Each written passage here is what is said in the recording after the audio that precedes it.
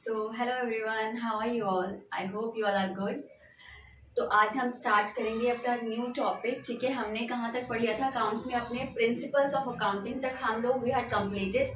Now will start process of accounting. आज हम क्या पढ़ेंगे कि अकाउंटिंग का प्रोसेस क्या होता है. ठीक है, see first one is identification. This is T. T में बहुत ज्यादा मिस्टेक होती है.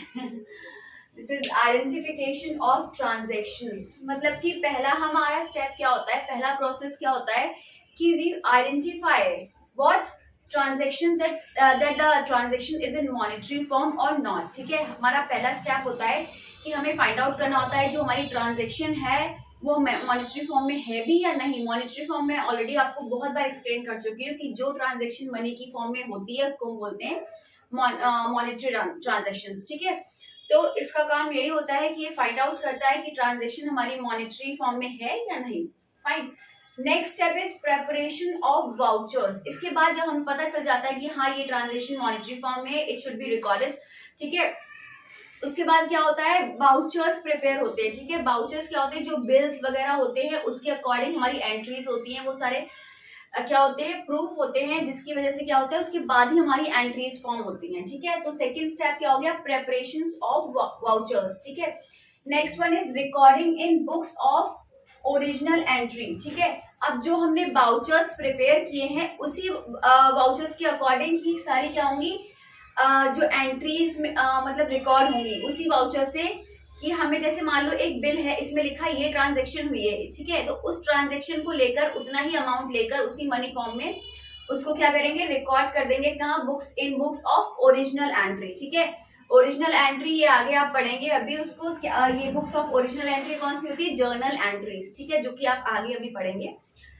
फाइन. फिर नेक्स्ट स्टेप होता है पोस्टिंग. अब पोस्टिंग का क्या होता है, ये भी आप अभी आगे सारे चैप्टर्स ही हैं, ये एक तरह से ये चैप्टर्स ही होते हैं. ठीक है, पहला ये पोस्टिंग मतलब लेजर्स प्रिपेयर किए जाते हैं. अभी I know you don't know about ledgers क्योंकि अभी आपने पढ़े नहीं है, तो अभी आगे पढ़ेंगे, बट समझ लो तब तक लेजर्स होते क्या है, पोस्ट. जैसे कि जो हमने एंट्रीज रिकॉर्ड की हैं, अब उसको क्या होगा, सबका अलग अलग पर्सनल अकाउंट्स बनेंगे. जैसे कि मान लो मैंने मशीनरी परचेज की थी. ठीक है, तो machinery account debit to cash account जो एंट्री हमारी बनती है. फिर आगे जाके क्या होगा, मशीन का अकाउंट, जितने भी मशीन के मतलब अमाउंट्स होंगे, सारी मशीन के जितने भी होंगे सबको हम निकाल के एक जगह मशीन का अकाउंट बन जाता है. ठीक है, फिर और जो कैश का नीचे है वो कैश का अकाउंट बन जाएगा. तो मतलब कि सबके एक एक पर्टिकुलर अकाउंट्स बन जाते हैं, उसको हम क्या बोलते हैं, लेजर. ठीक है, सॉरी पोस्टिंग, पोस्टिंग को ही लेजर बोलते हैं. ठीक है, लेजर में ही पोस्टिंग होती है.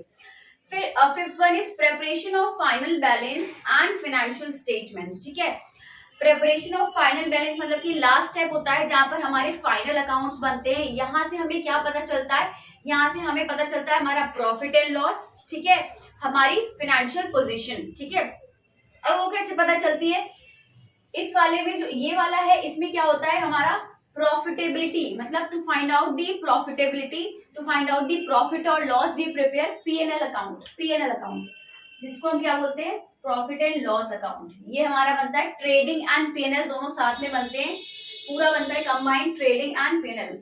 ठीक है, ट्रेडिंग एंड पीएनएल.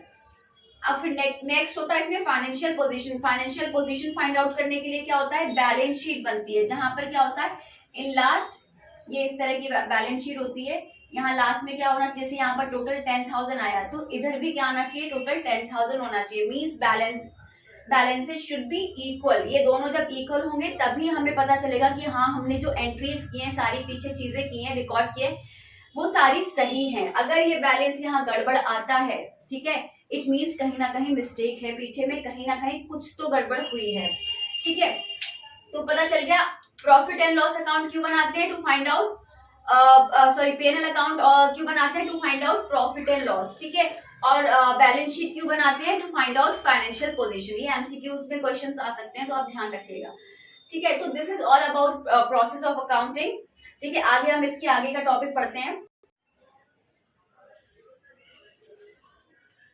देखिए, तो अब हमारा नेक्स्ट टॉपिक क्या है, बेसिस ऑफ अकाउंटिंग. ठीक है, बेसिस ऑफ अकाउंटिंग. देखिए कितने तरह के बेसिस होते हैं हमारे, two basis, cash basis and accrual basis. ठीक है, दो तरह के बेसिस होते हैं. Which one, cash basis and accrual basis. अब दोनों होते क्या है, देखिए here I have written 5 points, ठीक है, इसके भी 5 है और इसके भी 5 है, जिसको जो डिफरेंशिएट करता है कि कैश बेसिस और अक्रूवल बेसिस दोनों बेसिकली है क्या, ठीक है। देखिए first one is record only cash transactions. Record only cash transaction means cash basis में क्या होता है, वो ट्रांजेक्शंस रिकॉर्ड होती है जो कि सिर्फ कैश में होती हैं, ठीक है। कैश में होती है मतलब कि जैसे कि मैं same my favourite example machinery purchase, ठीक है, मैंने मशीनरी परचेज की है मान लो किसी से, ठीक है। अब now I am not having that much amount कि मैं मशीनरी परचेज कर पाऊं, ठीक है। तो मैंने उससे क्या कह दिया कि मुझे मतलब कि अभी तो क्या हुआ, मैंने उससे कहा कि मुझे अभी मैं पेमेंट नहीं कर पाऊंगी तो मुझे ऐसे ही दे दो, आई विल पे यू, ठीक है, आफ्टर सम टाइम, ओके। सो उसने क्या करा, वो ट्रांजेक्शन नहीं होगी इसमें रिकॉर्ड, क्योंकि वो मैंने कैश में ली ही नहीं है, वो मैंने क्या हुआ क्रेडिट में ली है, उससे उधार में ली है, तो वो ट्रांजेक्शन हम कैश में रिकॉर्ड नहीं करेंगे। अगर मैंने मशीनरी से परचेज की थी और वो मैंने कैश में ही ली है, ठीक है, मैंने मान लो 1.5 लाख की मशीनरी है, मैंने 1.5 लाख उसको पे करा, मशीनरी ले ली, ठीक है। अब मैंने जो उसको जो ट्रांजेक्शन हुई है कैश में हुई है, तो वो क्या करेगा, अपना कैश में रिकॉर्ड करेगा, ठीक है। ऐसे यहाँ पर क्या है, अक्रूवल बेसिस में record cash as well as credit transaction. अब अक्रूवल में क्या होता है, दोनों तरह की ट्रांजेक्शन रिकॉर्ड होती है, ठीक है, कैश की भी ट्रांजेक्शन इसमें रिकॉर्ड होती है और जो क्रेडिट जो उधार ली हुई होती है ट्रांजेक्शन वो भी रिकॉर्ड होती है, यहाँ सिर्फ, लेकिन यहाँ सिर्फ कैश की होती है, ठीक है। Next one is all incomes and expenses are recorded when they are received और पेड। अब इसमें क्या होता है कि सारे जो इनकम्स और एक्सपेंसेस होते हैं रिकॉर्ड किए जाते हैं जब वो रिसीव होते हैं या फिर जब वो पे होते हैं, ठीक है। लेकिन इसमें क्या होता है, all recorded whether they are paid received or not, जैसा मैंने अभी बताया, अभी ऊपर भी यही सेम बात हुई है कि कैश में हुआ है तभी रिकॉर्ड होगा, अगर क्रेडिट में हुआ तो रिकॉर्ड नहीं होगा। ऐसे यहाँ पर सारे इनकम्स और एक्सपेंसेस जब ही रिकॉर्ड होंगे जब वो पे किए जा चुके हो या फिर वो रिसीव किए जा चुके हो, लेकिन यहाँ पर ऐसा नहीं होता है। यहाँ पर क्या होता है कि सारे ही रिकॉर्ड कर लिए जाते हैं, इधर वो पे हो चुके हो या फिर नहीं पे हो चुके हो, ठीक है। Next one is not recognize under the companies act. Cash basis क्या है, कंपनीज एक्ट के अंदर रिकॉग्नाइज नहीं है, ठीक है, but it is recognized. Fourth word is does not ascertain correct profit और लॉस। अब आप खुद ही सोचिए, जब यहाँ पर सिर्फ और सिर्फ कैश की चीजें ही रिकॉर्ड हो रही हैं, जो क्रेडिट ट्रांजेक्शन हमने की तो वो भी ट्रांजेक्शन है ना, तो हम कैसे इसमें फाइंड आउट कर सकते हैं करेक्ट प्रॉफिट और लॉस, क्योंकि हमने वो वाली चीजें तो रिकॉर्ड ही नहीं की है, ठीक है। अब इसमें वही चीज आ जाती है एसर्टेन करेक्ट प्रॉफिट और लॉस। अब यहाँ क्या होता है, सारी चीजें जो भी होती है करेक्ट प्रॉफिट और लॉस हमने कहा हमारा आ जाता है, क्योंकि हमने दोनों ही ट्रांजेक्शन इसमें ऑलरेडी रिकॉर्ड की हुई है, ठीक है।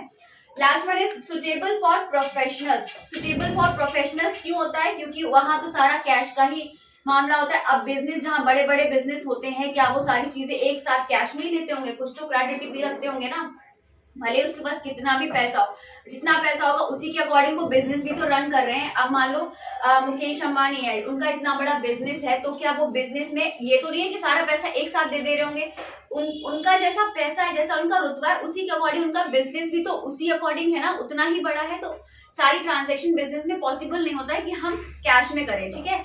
तो इसीलिए ये कौन अडॉप्ट करता है, adopted by business enterprises with profit motive. क्यों, प्रॉफिट मोटिव के लिए, ठीक है। तो दिस इज ऑल अबाउट, आज हमने क्या पढ़ा, बेसिस ऑफ अकाउंटिंग पढ़ लिया और प्रोसेस ऑफ अकाउंटिंग पढ़ लिया, ठीक है। Now this chapter is completed. अब इसके बाद हमारा क्या न्यूमेरिकल पोर्शन स्टार्ट होने वाला है, जो कि आगे हम पढ़ेंगे अकाउंटिंग इक्वेशंस, ठीक है। That I continue tomorrow in our next video. तो आज के लिए बस इतना ही, ठीक है। I hope you all like my video. If you like that, do like, comment, share and subscribe. Thank you. Till then, bye bye. Take care. You can take a screenshot.